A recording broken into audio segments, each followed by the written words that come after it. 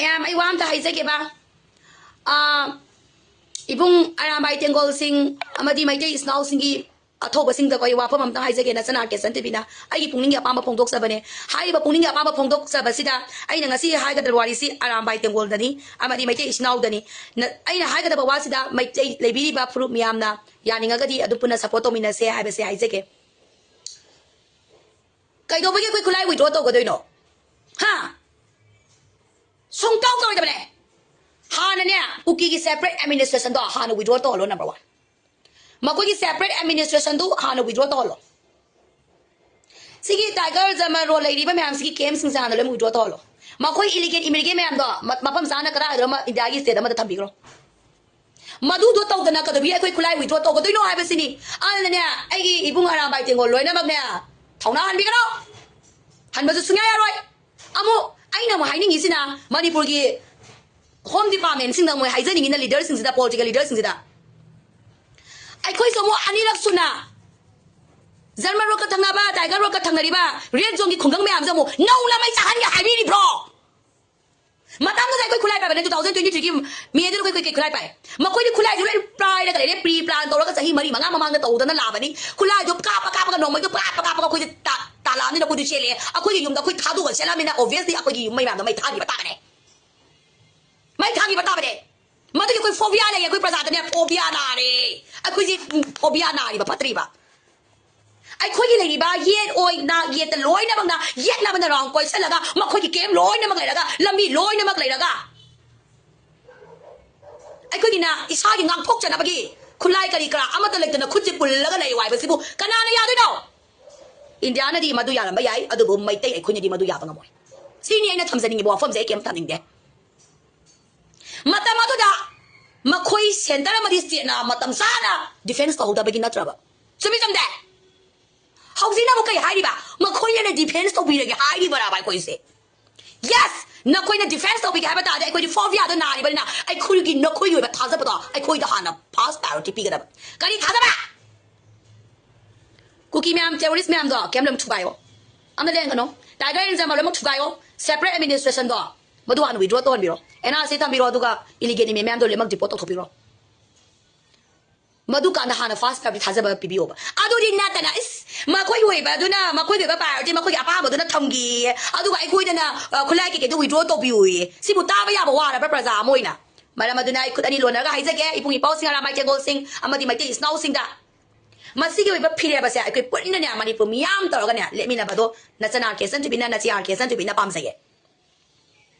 Makoi ana withdraw to lo khoi withdraw to ge hai ga da bane hojik ti aduga makha ta ko matam da ima asing ba pa me hojik ti phari ba angang xyz to ba ma ji ma gi organization gi ma angmi ni ne ai gi mai le na di na yenga ga lai ba madu topic ga da bane aduga ma ni ma gi organization ni ma na ma gi party ne do khana ba do madu topic ga da bane makha ta ba matam da 2023 ki 24 gi akoi ko gi malom nungai na da ma ya ma do madu su forgive to ga da bane madu su malom thamoi da bane ha ba wa pam sai ge aduga isinau gi da mak da ina haining ma de ai khoi se ising ne ba nga ka ya lai di ba Ano yari, ising ay ko siya, aruba tamoy sing ba, ising taru ba, ising way siya ba, tigom sa ising diway gano ba. Nakoy ising nakoy na, ising ay koy na, nga siya ang nakahin na lamihin ba, yaw ba. Ado do ay koy na pamdre, anda siya koy na warak pangamda ba taga di, nga gi machinchak pisar ba, mamawi bi kaya lay di ba. Ado na, ising way ba, koy na mamawi bis na ba, mama amadi ising na kayo ba, nga do mo kayo ba, tiyata na ba amadi, wakan tahan na ba kita magdahay ba matam do da koy, lawa na ba, natwa, madu natabida, ay koy masen taktok na ba, ising na kutak da nga han ba nga phan ba nangi greedy nangi credit longing ba nangi ego ai mangai na ngak chau thek pa adu ma kharana ai ko gi mai tai proof mangan ba su ya roi madu lebi na ma ta ga su madu athuba matam na thai bi gro aduga makha ta na phata ba thaba ho ju to ge na khali ba du su to bi ranu punama iram dam gi khallaga I proof ki khallaga lebi na ri ba yellow mi gi proof se khanmi na ga ai ko lang theng na ba matam ni usiti ki gano sungke ki gano aduga Manipur ki YouTuber amadi Facebook blogger sing ko adongi mukbang adongi katkin me ama to biu ke shukai de adu haujiti lady situation sida ai ko gi Manipur ki socio eco military political oiba content asi amadi appeal pun ima punjala na gi damakta CSO kari kra gi damak akhun appeal to bagi content ase Manipur de lebi YouTuber amadi Facebook blogger page ko di mangna semaning bagi apa ma ke san tubin lejai masa ai gi appeal ni amadi ai masa ai gi request ne ana ai ko gi honorable home department singa ai haizaning ba form amadi ai ko gi ba protection amadi ai ko gi ba defense da first priority tamo adung kanda khoi loina mag withdraw tawge sine hai janing bari aduna kaba cookie na separate minister sum tahangi cookie na German ga tiger rock da sum naisalaki sum hengalaki sum moi masing sum hengalaki sum lehelaki adu ga khoi na sum khulai do withdraw to na khoi gi today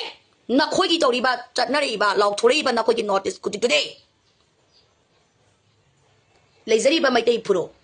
itihas isi leijaba India government gi kedaba aron ba khangi ba na khoi gi loophole gi document pari ba mai tai proof se mutat ba gi oi ba agenda ni pre plan ni haina mai tai masa amana lawradi amadi lawradi ana hositi all educated person kudimangna international gi oi ba potu karamba lambi legi haba se ku thigadabani thibam thokraina aina khanjabani aduga manipur da lebi ba front end organization singchina amuk tangdi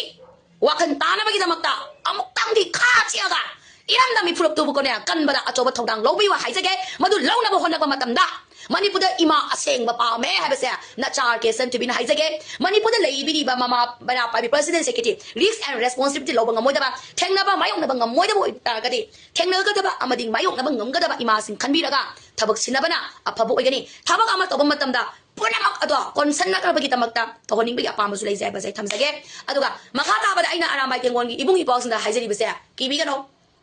sungki gi bigano sungke gi bigano aduga last wa pama mana aina haijari basida si so thabak tawak tren khalasi maya ima maya pai bisu ai gi damakta khallaga thoglak tren khalasi manipur gi po BJP gi leader mayam su moi hingna bani si ngen khalasi isa su sop da loire pura dala kai jaga loire na khan gena khalasi ko adubo manipur da kaw bigano mai tai pari mamomda iram dam gi damakta iram dam nuksiba gi damakta nuksiba hemen bagi damakta yakna bagi makuta minai nya thangor ga chidu soro pudai yakna ba kaya ha to ma kani ngaba sai gi bane na phai na sar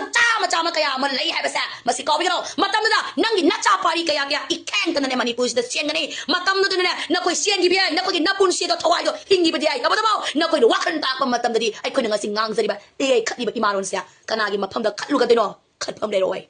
confirm dai roi matam da nangi na dai sia mi gi maron kaya nya nganga ko su ya bagi oi ba acheng batan ja si la ba sina Manipur da lebi political leaders na tumina lesson na ba yaroi tumina lesson na ba khak yaroi hai ba sai haijage aduna cookie gi separate administration sa hana withdraw to hanbi ko makoi NRC fazana tamo khoi gi adu illegal immigrants da deport to hanbi ko two agreement ka ba cookie terrorist sem hana ne punishment to bi ko unauthorized came am da khulai akan kana pai ga leba mam sa hana withdraw to halo adu ai loyang khangwi wa na te ai gi yet ai akoi bada nong mai tingdon pai daga leiraga isa gi damakta defense to na ba gi damakta mi gi khulai bulugera mi jo hatuoga mi pai jari ba nomai do mulugera department gi kama thukai laga ai sa hingjana ba gi tamakta adu su yekna ba gi makutta hingjana ba gi tamakta ina to basidi agi right ne maside Indian constitution ai ko the right pe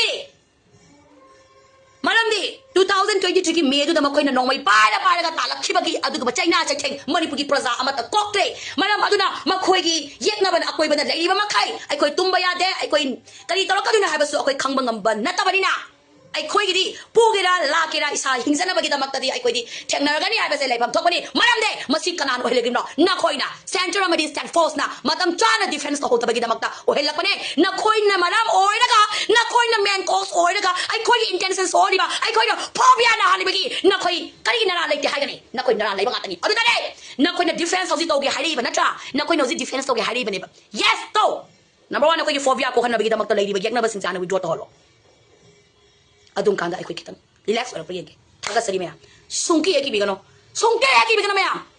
ana Manipur da front end organization kaka amuko kaka kokomi amadi kaka folks na chana ke sen tibigi magic ka maya ka pibiu mai ei khuti makta publicity sasani megi apamba lei sai puna maku thaga sari